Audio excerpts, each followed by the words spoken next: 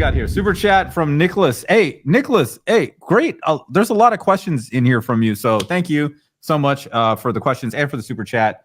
Aaron, JTR 212 HTR or Perlisten S7 for mains. Reference output capability and high dynamics for movies. Keep in mind dispersion characteristics. Oh, I don't know, man. I don't really have any. I saw the look on your face. You're like, I haven't heard any of the shit. Yeah, I mean, I've heard the Perlistens in one of their demo rooms, like not Expona. What was it? They had an Audio Fest, I think, is what it was. Expona, the Gashelli. I think Gashelli Labs had Perlistens in one of their rooms. I mean, I liked them, and I liked their smaller brother speaker. I just don't know about the JTR, right? I've only got experience with one of their speakers that I reviewed, and I don't even remember what that thing turned out to be. Honestly, I really don't. I do seem to recall that it was pretty narrow in dispersion, whereas the Perlisten is wider. And personally, I like the wider dispersion more, but vertically, though, they might be kind of similar. I think the Perlisten maybe does a better job vertically. I really don't know. Let me look up that particular speaker. I thought Perlistens, I thought that was their specialty. They had the the waveguide that looks like it has 2 tweeters. Yeah. Isn't that what it is? I thought I mean, their vertical dispersion is like really good. So I'm looking at the 212 HTR, and is that the Noesis? 60 by 60 coverage pattern. So I just don't. It's hard to say, because I don't have personal experience with that particular speaker. I can imagine like these things sound good, but like, man, you gotta really just put them.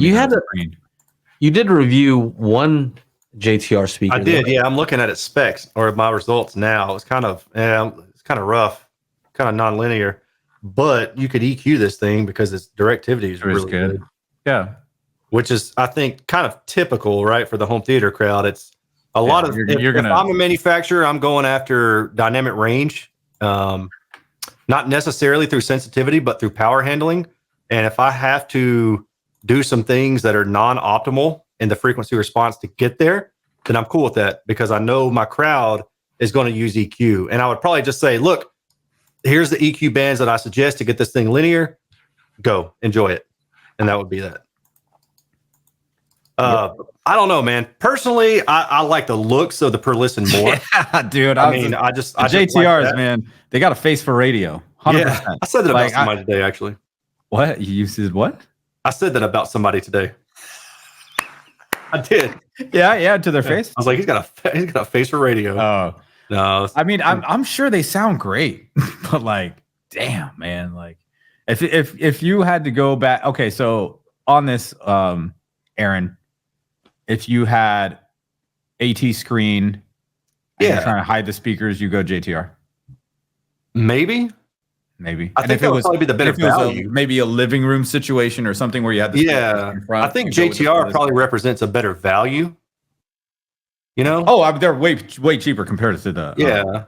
But dude, that's a hard one to answer because I just don't know enough about either one of them to say for sure. I was very impressed with the Perlisten speakers that I have heard. I can say that, but that's kind of it. If you've got the money for the Perlisten and you're going to be setting them up in your living room, get the Perlisten. That's what I would say. If Tim makes this a video, I know somebody's gonna say these guys are supposed to be experts. You don't even know. Yeah, right. I was just thinking about it. Here, we'll drop some knowledge on them. Vertical dispersion is going to be one of the big differences that I can think. Well, maybe hold on. Let me back this up. Horizontal dispersion is going to be the biggest difference in those speakers, aside from linearity.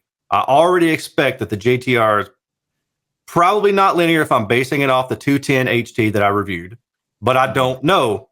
That's the thing. I don't know. And an expert, when they don't know something, they'll say, I don't know, instead of trying to make stuff up and sound like they know what they're talking about, because then you get caught. There it is. Yeah, you do. Expert answer. Expert. All right. Thank you for the super chat once again. Thank you. Thank you. Make sure to check out our audio-only version of the podcast at anchor.fm/Daily HiFi, or just go to your favorite podcasting service and search for Daily HiFi.